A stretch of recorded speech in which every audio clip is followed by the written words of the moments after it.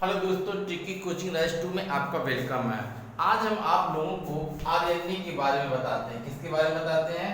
RNA के बारे में। अगर आपने डीएनए के बारे में नहीं देखा हो तो मेरे प्लेलिस्ट में जाकर आप इसको अच्छी तरह से देख लें और उसका नोट भी बना लें। अगर नोट बनाए हुए हैं तो अच्छी बात है, ना बनाए हुए तो बना लीजिए। आज हम आरएनए के बारे में बताते हैं। देखिए आरएनए क्या है, ठीक है। आरएनए की क्या कार्य है, ये सब चीज़ों के बारे में पूरी आपको डिटेल बताएंगे। आपको नोट भी लिखवाएंगे। पहले आप नोट बना लीजिए, उसके बाद लेक्चर देंगे, तब आपको ज़्यादा समझ में, क्योंकि एक बार अगर आप लिख लेंगे, लिख के आप जो उसको पढ़ लेंगे, उसके पढ़ने के बाद हम जो बोलेंगे तो आपको ज़्यादा समझ में आएगा। ओके, पहले आप लोग पहले लिखने का प्रयास करिए, क्योंकि देखिए बहुत से लड़के कंप्लेंट कर रहे हैं कि सर हमारा छूट जा रहा है। छुट्टी छोड़िए मत, आप लोग लिखने का प्रयास करिए, तो हम आपको लेक्चर दें। देखिए डियर सभी लोग लिखिए आरएनए। देखिए क्या है, ये आरएनए है। आरएनए में पहला पॉइंट लिखिए। देखिए ये एक सूचना वाहक है। जैसे ही हम कोई चीज़ खाते हैं तो आरएनए तुरंत एमआरएनए के पास भेजता है और एमआरएनए उसको पहचान करके तुरंत टीआरएनए के पास ट्रांसफर कर देता है, ठीक है। और आरएनए उसे राइबोसोम में निर्माण कर देता है, ठीक है। अब देखिए ये आरएनए कैसे है, देखिए हम आपको बताते हैं। देखिए जैसे आरएनए जो है तीन भागों में बटा हुआ है, एमआरएनए, टीआरएनए, आरएनए। तो एमआरएनए देखिए इसको मैसेज करता है। मैसेज मतलब पहचान, कोई चीज़ खाते हैं तो पहचानता है और इसको फिर ट्रांसफर कर देता है, ठीक है। एमआरएनए किसको? टीआरएनए को ट्रांसफर करता है, ठीक है। टीआरएनए आरएनए को ट्रांसफर करता है। तो ये क्या करता है, इसको राइबोस करता है। राइबोस मतलब प्रोटीन का ये निर्माण करता है। यही बात हमने देखी इसमें लिखी हुई है। आप लोग इसको लिखते चलिए, देखिए समझते भी चलिए। ना समझ में, देखिए ऐसे समझिए। देखिए अब दाग दिखाई दिया, चलिए सब लोग समझ के लिखिए, एकदम पूरा समझ के लिखिए। देखिए अच्छा दिखाई दे रहा। देखिए उदाहरण प्रोटीन एक कॉम्प्लेक्स जटिल, देखिए कॉम्प्लेक्स एक क्या जटिल चीज़ है जो 20 अलग अलग अमीनो एसिड से मिलकर बना होता है। इस 20 अलग अलग एसिड को जोड़ेंगे तो ये बनेगा एक प्रोटीन, ठीक है। जैसे देखिए सूत्र में 10 अनावश्यक शरीर जो हमारे पहले से मौजूद रहता है और 10 हमारे जो आवश्यक भोजन में हमें जो प्राप्त होता है, दोनों को जोड़ेंगे 20 अमीनो एसिड, ये मिलकर एक प्रोटीन बनाता है। देखिए एक है, एक प्रोटीन बनाता है। अब इन 20 अमीनो एसिड में दो प्रकार के एसिड होते हैं। क्या होते हैं? दो प्रकार के एसिड होते हैं। पहले इसको आप लोग लिख लीजिए, तब आप बता दें गड़बड़ा जाएगा आपका, तब हम आपको आगे बढ़ाएं। ओके चलिए इधर आइए, न दिखाई दे बताइएगा। चलिए देखिए अब इसमें बताएं कि अब इन 20 अमीनो एसिड में दो प्रकार के एसिड कौन कौन से। देखिए नंबर 1 है, देखिए 10 एसिड ऐसे होते हैं जो हमारे शरीर में, बॉडी में पहले से मौजूद होते हैं, उसे बाहर से लेने की ज़रूरत नहीं होती है, उसे आवश्यक नॉन नेसेसरीज कहते हैं, ठीक है। देखिए यहाँ पर बी डाल लीजिए। लेकिन देखिए दोस्तों, लेकिन जो हम भोजन करते हैं उसमें 10 प्रकार के अलग अलग अमीनो एसिड होते हैं। इन दोनों को जोड़ेंगे तो बनता है 20। यही 20 मिलकर बनता है एक प्रोटीन। इसी प्रोटीन को बनाने में सहायक होता है आरएनए। देखिए हमने ऊपर देखिए 10 हमने आपको जो दिखाया है ना, देखिए पूरा ऊपर। देखिए एक बार फिर देखिए ध्यान से, अगर न दिखाई दे रहा तो फिर से देखिए। देखिए फिर से दिखा देते हैं आपको।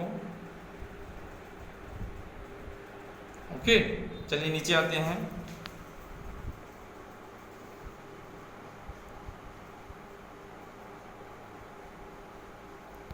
अब यहाँ तक हो गया, चलिए आगे बढ़ते हैं। देखिए दूसरा पॉइंट, आरएनए में सिंगल धागा होता है, इसलिए केवल एक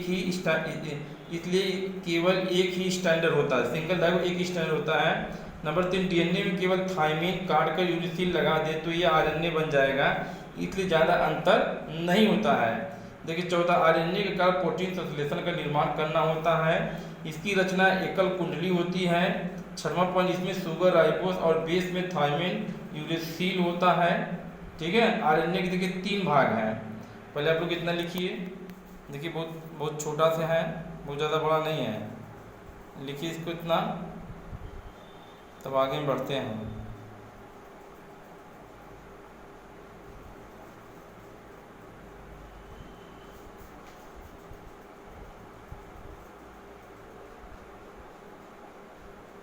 चलिए ठीक है, आगे आइए, एक चित्र बनाइए आप लोग आरएनए का।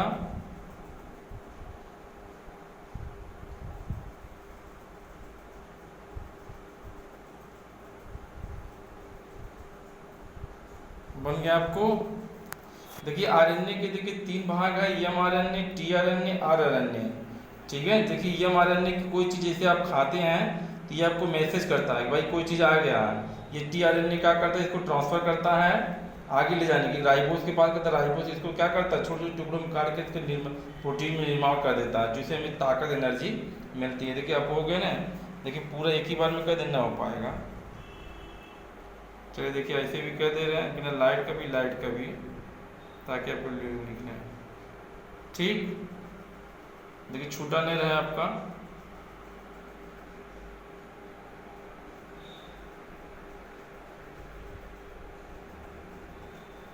कुछ भी छूटा रहे तो आप लोग अपना छोड़िएगा नहीं, नोट खराब हो जाएगी।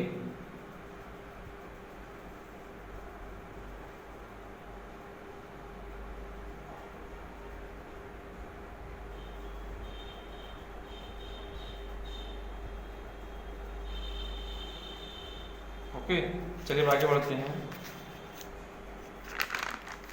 चलिए देखिए अगली हेडिंग डालिए, आणविक जीव विज्ञान का मूल सिद्धांत क्या है। देखिए आणविक जीव विज्ञान का मूल, डीएनए से संदेश वाहक आरएनए, देखिए एमआरएनए को और आरएनए से प्रोटीन बनाने की इस क्रिया में एक सूचना का संचार एक ओर से दूसरी ओर होता रहता है। इसे आणविक जीव विज्ञान का मूल सिद्धांत कहा जाता है। क्या कहते हैं, आणविक जीव विज्ञान का मूल सिद्धांत कहा जाता है। ओके, अब जैसे देखिए यहाँ पे एक चित्र देखिए बना है, देखिए चित्र बना है, देखिए डीएनए से डीएनए बनना, देखिए डीएनए से डीएनए बनना यह रेप्लिकेशन कहलाता है।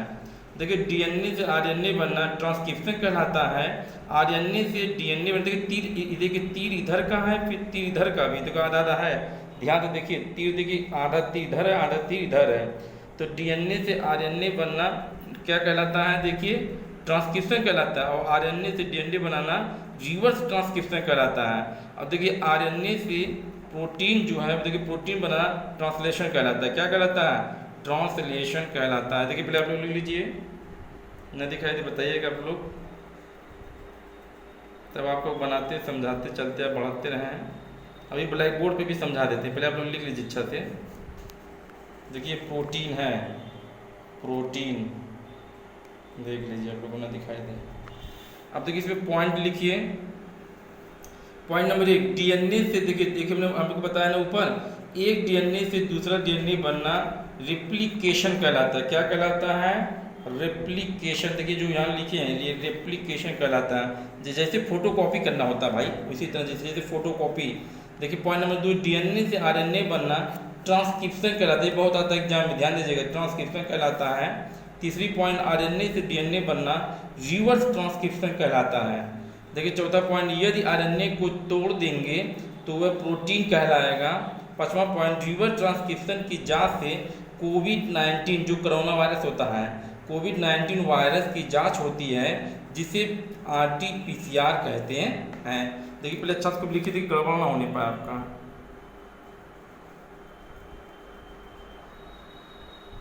दोनों में लाइट भी नॉन लाइट भी, लेकिन ना दिखाई दे बताइएगा आप लोग।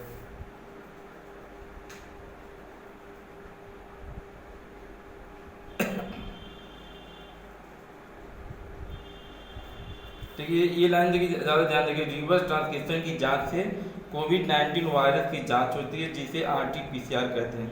देखिए हो गया आपका। देखिए ऊपर भी अगर ना लिखी हो तो फिर लिख लीजिए।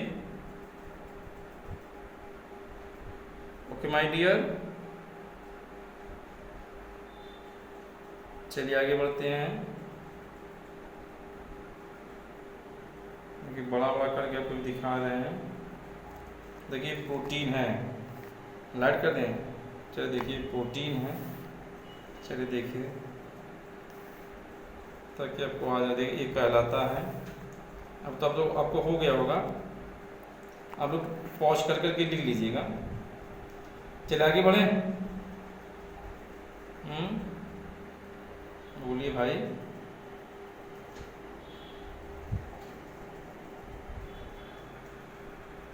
चलिए आगे बढ़ते हैं। देखिए अगला क्वेश्चन लिखिए, कुछ क्वेश्चन भी लिखते चलिए। जीन को परिभाषा कीजिए, कहाँ पाए जाते हैं? एक जीव के किसी भी देखिए एक जीव के किसी भी लक्षण को निर्धारित करने वाले मेंडेलियन कारक को जीन कहते हैं। एक आनुवांशिक पदार्थ की एक पर्यायक इकाई होती है जीन गुणसूत्र प्रपत्र। देखिए जी लिख लीजिए, एक नंबर बहुत आता है इसे, देखिए इसको लिखवा। अब जो मेरा लेक्चर था तो समाप्त हो गया, अब आपको क्वेश्चन करवाने का तरीका सिखा रहे हैं। देखिए दूसरा, देखिए जीनोम पर टिप्पणी लिखिए।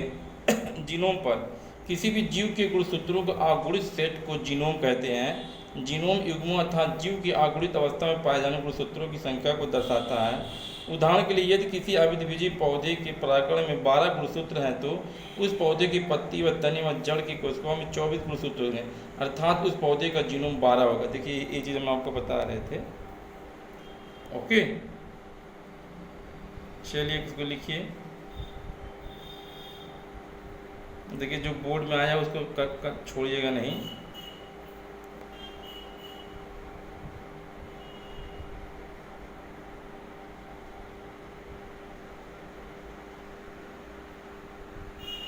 चलिए आगे बढ़ते हैं। अगला क्वेश्चन देखिए, न्यूक्लियोसाइड तथा न्यूक्लियोटाइड में अंतर बताइए। एक न्यूक्लियोटाइड न्यूक्लिक अम्ल की एक पूर्ण इकाई है, जबकि न्यूक्लियोसाइड में एक फास्फेट मूलक PO4 की कमी होती है। देखिए दूसरा, स्वभाव में न्यूक्लियोसाइड क्षारकीय होती हैं जबकि न्यूक्लियोटाइड्स अम्लीय होती हैं। बस इतना ही लिखना है।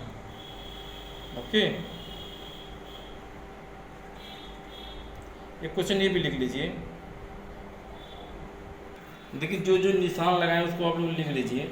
न्यूक्लियोसाइड में पाए जाने 2 शर्करा के नाम भी लिख लीजिए। राइबोज शर्करा, डीऑक्सी राइबोज शर्करा, देखिए दोनों का नाम लिख लीजिए। ओके, फिर देखिए DNA में कितनी न्यूक्लियोसाइड इकाइयाँ होती हैं? DNA में 4 न्यूक्लियोसाइड इकाइयाँ होती हैं। प्रतिकृत के दौरान कौन सा एंजाइम DNA के कटे हुए टुकड़ों को जोड़ता है? लाइगेज है। DNA के केंद्रक में मिलने वाले अम्लीय पदार्थ के रूप में सर्वप्रथम किसने किया? आल्टमान सन 1889 में किए थे। देखिए इतना क्वेश्चन आप लोग लिख लीजिए, हम आपको बता रहे हैं। ओके, देखिए बार फिर से ऊपर से दिख आपको दिखा दे रहे हैं।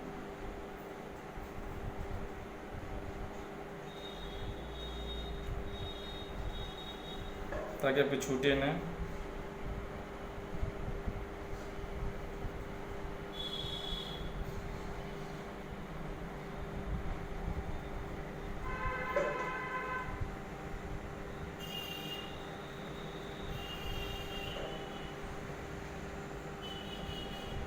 ठीक, अब चलिए अगला क्वेश्चन इधर आइए आप लोग। देखिए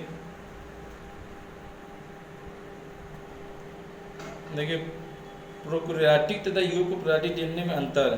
प्रोकैरियोटिक DNA के साथ प्रोटीन जुड़े नहीं रहते हैं, जबकि यूकोरियोटिक DNA के साथ हिस्टोन प्रोटीन जुड़े रहते हैं। इसको भी लिख लीजिए। फिर उसके नीचे का क्वेश्चन देखिए, पराक्रमण क्या है? पराक्रमण वह प्रक्रिया जिसके अंतर्गत वायरस विषाणु के द्वारा DNA का स्थानांतरण एक जीवाणु दूसरे जीवाणु में जाता है। ये देखिए ये भी लिख लीजिए। फिर जेल वैद्युत कण संचालन तकनीक को समझाइए। पहले ये दोनों लिखिए तो हम आपको बता रहे हैं, तब उसको दिखाएं, नहीं तो ये भी गड़बड़ा जाएगा।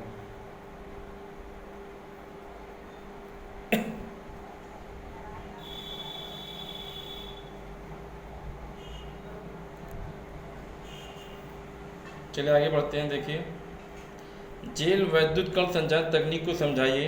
जेल वैद्युत कण DNA खंडों को एक एगोरेसर जेल पर रखा जाता है। यह वास्तव में जिलेटिन की पतली पट्टी है। इसमें वैद्युत धारा प्रवाहित की जाती है। इससे DNA के बड़े खंड पृथक हो जाते हैं और आकार के आधार पर DNA खंडों पृथकीकरण हो जाता है। इस प्रक्रिया को जल वैद्युत कण संचालन कहते हैं। इस क्रिया में DNA के छोटे खंड बड़े खंडों के अपेक्षा में तेजी से अलग हो जाते हैं।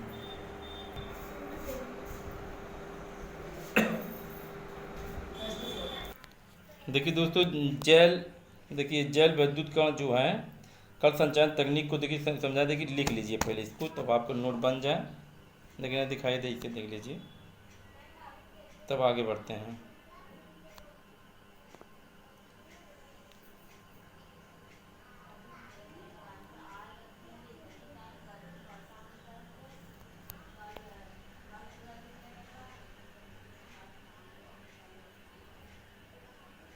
उसके नीचे देखिए अब एक और लिखिए, उन्नायक प्रमोटर की परिभाषित कीजिए। उन्नायक प्रमोटर, डीएनए का यह अनुक्रम जीन अनुलेखन इकाई बनाता है तथा अनुलेखन इकाई में स्थित टेम्पलेट और कोड लेखन रज्जु का निर्माण करता है। देखिए दोनों देखिए जितना जो निशान लगाए हैं उसको आपको लिखना ही पड़ेगा। देखिए बड़ा भी कह देते हैं।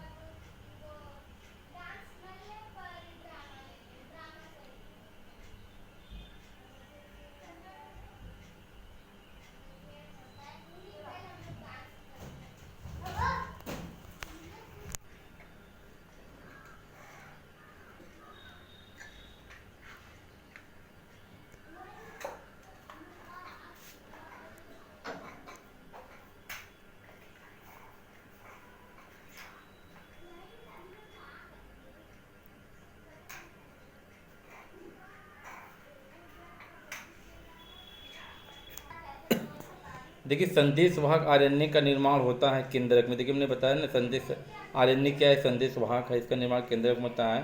आरएनए अणु में थाइमिन का विस्थापन होता है यूरेसिल दर में बताया, देखिए है ना, यही यूरेसिल, इसलिए हम आपको बता रहे थे। देखिए अगर एकदम देखिए 2 क्वेश्चन आप लोग कर लीजिए।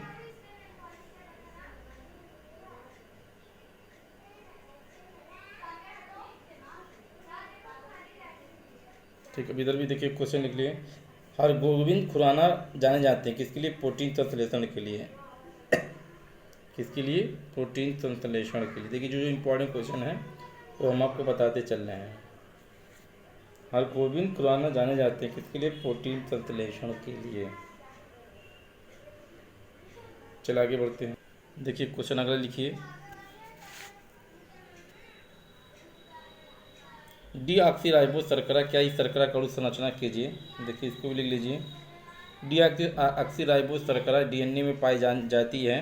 ये 5 कार्बन 5C है, इसकी 5वां कार्बन परमाणु वैलेंस होता है। शर्करा का पहला कार्बन परमाणु हमेशा नाइट्रोजन क्षारक के साथ ग्लाइको एसिड बंध द्वारा जुड़ा रहता है, जबकि तीसरा तथा 5वां कार्बन परमाणु हमेशा फास्फोरस अणु के साथ जुड़ता है। ठीक है, 2 शर्करा अणु एक दूसरे के साथ तीसरे 3C तथा 5वां 5C के साथ एक फास्फेट एक डाई फास्फो डाइएस्टर बंध द्वारा जुड़े। देखिए इसको लिख लीजिए तो आगे हम बताते हैं फिर क्या करना है।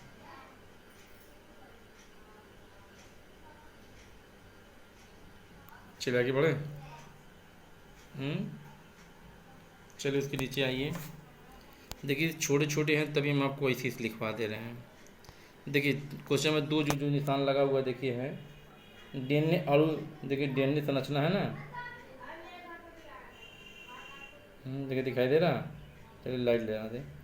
डीएनए अणु की संरचना 4 गैप। देखिए 4 गैप नियमों की महत्ता को स्पष्ट कीजिए। 4 गैप ने विभिन्न जीवों के डीएनए का अध्ययन किया और बताया। सभी डीएनए अणुओं में प्यूरिन क्षारक की मात्रा पिरिमिडीन क्षारक के बराबर होती है।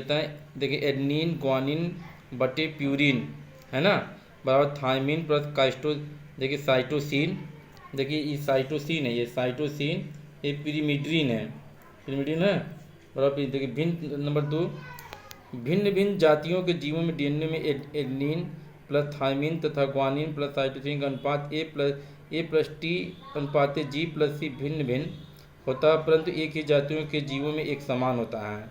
ठीक है, एक ही जीव जाति के सदस्यों में पाए जाने वाले डीएनए के कुल अणुओं में क्षारकत्वों की संख्या क्या होती है, समान होती है। ठीक है, उपयुक्त विचारों को 4 गैप नियम के रूप में जाना जाता है। वार्तर में क्रिक ने भी डीएनए का मॉडल प्रस्तुत करने के 4 गैप के नियमों की सहायता ली थी। देखिए इसमें इजी था तभी हम आपको ऐसा बता दे रहे हैं ताकि आपको तो लिखने में आसान रहे। ओके, देखिए हो गई नहीं। चलिए आगे बढ़ते हैं।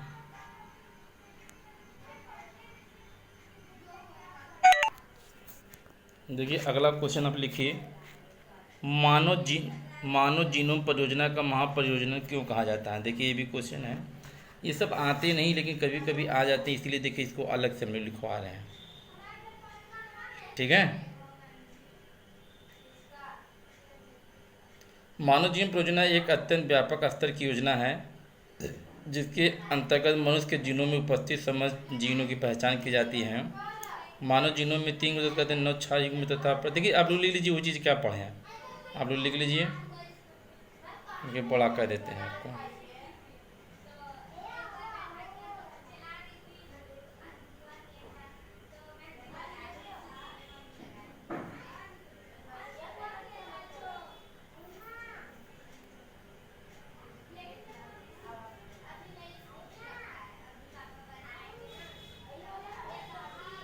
चलिए अगला क्वेश्चन पाइए। देखिए क्वेश्चन ये लिखिए, डीएनए एक आनुवंशिक पदार्थ है, व्याख्या कीजिए। देखिए इस तरह भी क्वेश्चन आते हैं, इसको भी यहाँ तक लिख लीजिए, बस इतना ही। देखिए हर्षवर्धन चेंजन डीएनए को आनुवंशिक पदार्थ सिद्ध करने हेतु P32 और S35 आइसोटोमिक माध्यम में ई कोलाई जीवाणु के संवर्धन कराया। देखिए लिख लीजिए क्या बताएं, फटाफट वही लिखना आपको है।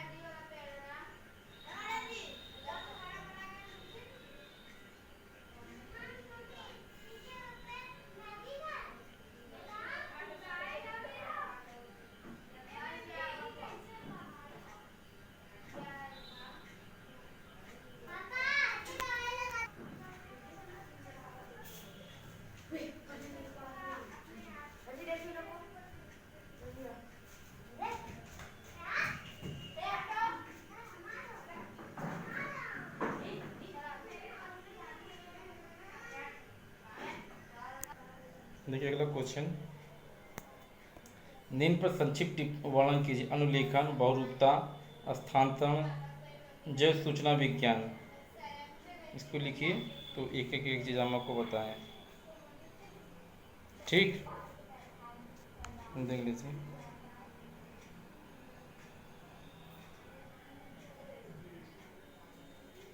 चलिए अनुलेखन पे लिखिए पहले। अनुलेखन, देखिए अनुलेखन पे लिखिए पहले। अनुलेखन बहुरूपता, देखिए दिखाई दे रहा है ना आपको।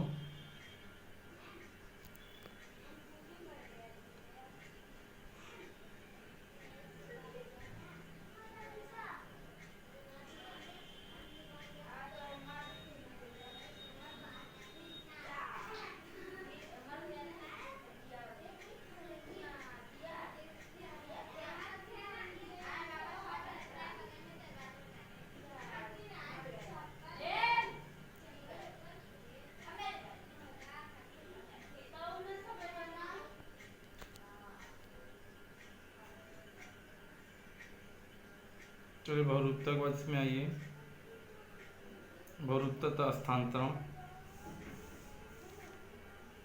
देखिए स्थानांतरण और जैव सूचना।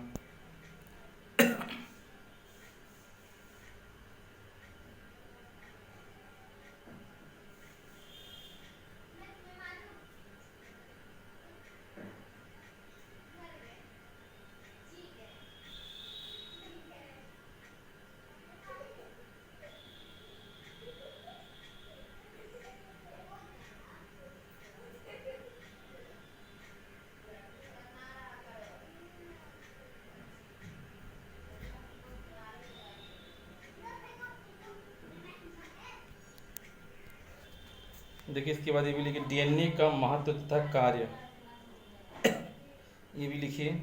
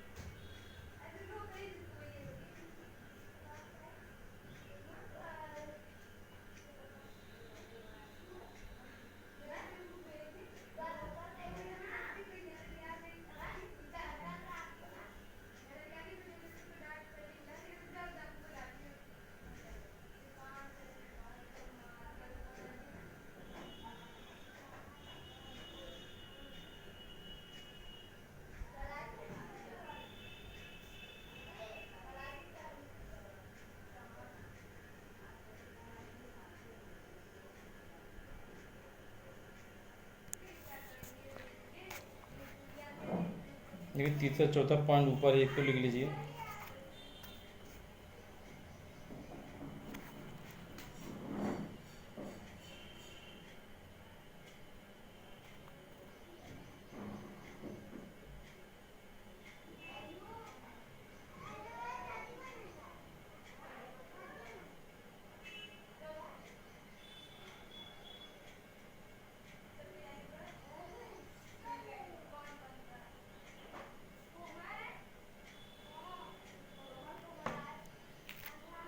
ठीक।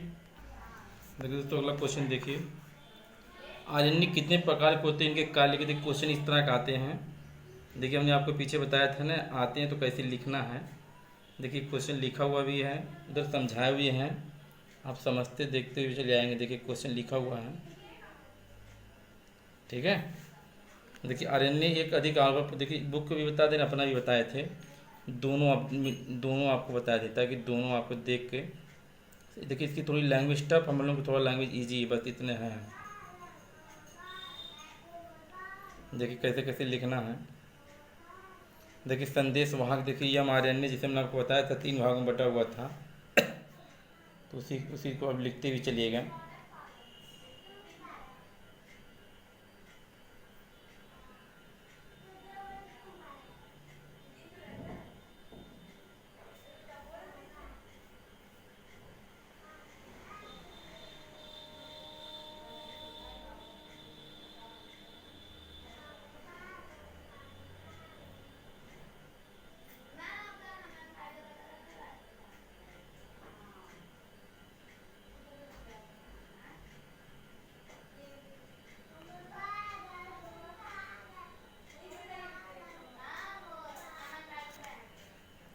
देखिए अब राइबोस आरण्य के बारे में लिखिए।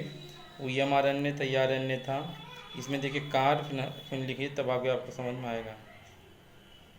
देखिए आरण्य का पहले क्या काम है, फिर कार्य, फिर देखिए आरण्य का क्या कार्य है, उसका भी देख लिखने हैं।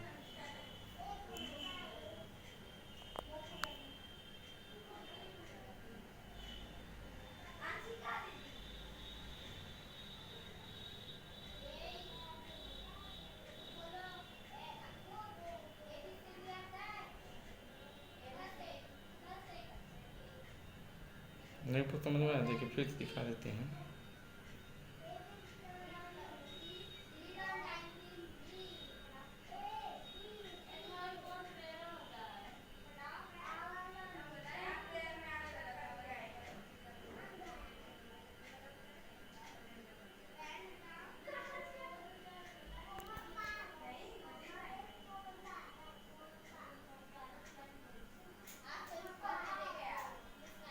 नहीं दिखाई देगा, देखिए। ओके, चलिए आगे बढ़ते हैं। देखिए क्वेश्चन ये भी लिख लीजिए, आनुवांशिक पदार्थ की परिभाषा दीजिए। देखिए बहुत अच्छा लग रहा था, ये भी हम काम कर लिख लीजिए। वह कारक पदार्थ जो वंशक गति निर्धारित करता है, आनुवंशिक पदार्थ कहता है। जीवों में आनुवंशिक पदार्थ न्यूक्लिक अम्ल होता है। सभी सजीवों की कोशिका में 2 प्रकार के न्यूक्लिक अम्ल डीएनए और आरएनए पाए जाते हैं, ताकि देखिए आपको एकदम पूरा पूरा कॉन्सेप्ट क्लियर हो जाए।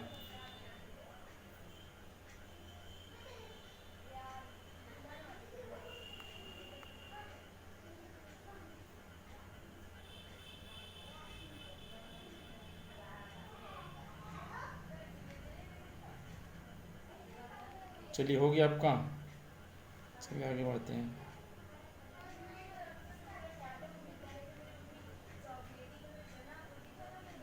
केवल एक क्वेश्चन ही लिखना है बस। देखिए दोस्तों, अगर डीएनए उंगली छाप फिंगरप्रिंट आपने लिखा तो नहीं लिखिएगा, नहीं लिखा तो लिख लीजिएगा। देखिए मेरे साथ पीछे लिखवाया नहीं लिखवाया है, थोड़ा देख लीजिए। डीएनए एक न्यूक्लियोटाइड, देखिए है, इसको आप लिख लीजिए तब उसको समझाएं, ठीक है। देखिए बुक का भी लिखवाएं, शायद हम अपने मन से भी लिखे, हमको याद नहीं आ रहा है। अगर नहीं याद है तो लिख लीजिएगा आप लोग।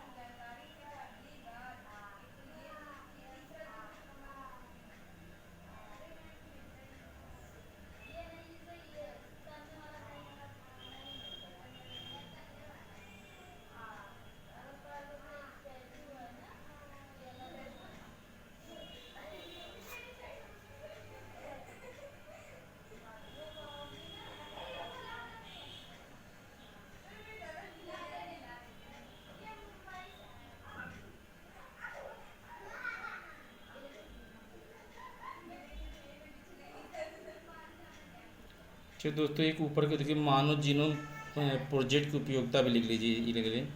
देखिए आपको 2 हो जाए। देखिए इसको भी लिखना आपको, ओके। देखिए इसको भी आप लोग लिख लीजिए। इसको भी लिख लीजिए। कभी कभी उपयोगिता पूछ देता है, दोनों एक साथ में देखिए आपका हो जाए।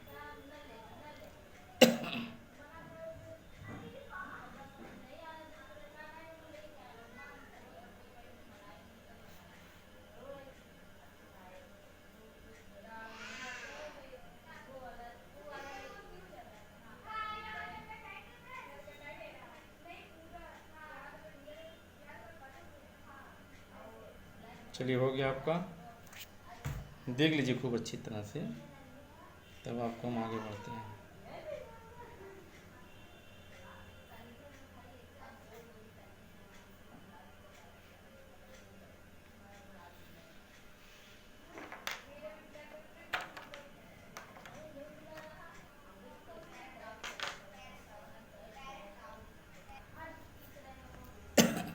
देखिए जिन्होंने डीएनए का चित्र नहीं बनाया है, देखिए इसी तरह बुक में बना हुआ है, वो बना सकते हैं। अगर मेरा चित्र जिसको अच्छा न लगे तो आप ये लोग इसका बना लीजिएगा।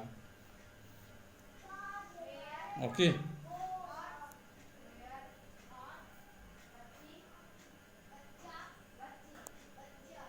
चित्र आपको दिखा दे रहे हैं आपके मगर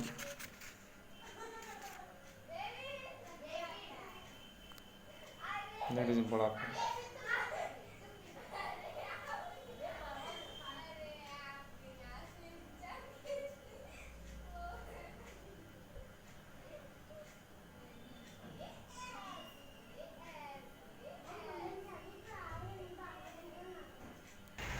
दोस्तों ये मेरा वीडियो कैसा लगा, जो लाइक सब्सक्राइब कमेंट हमको बताएगा। Thanks for watching my this video.